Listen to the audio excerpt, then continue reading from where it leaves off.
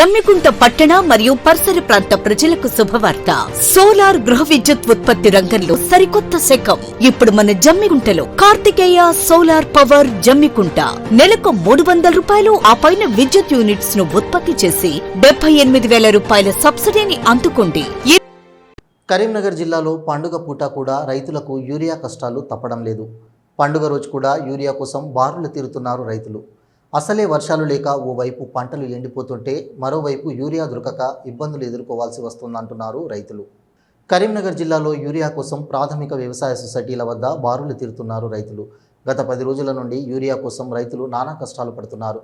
తాజాగా సైదాపూర్ విశాల సహకార పరపతి సంఘం గోదాం వద్ద యూరియా స్టాక్ వచ్చిందన్న సమాచారం తెలుసుకున్న రైతులు ఉదయం నుండి యూరియా కోసం బారులు తీరారు.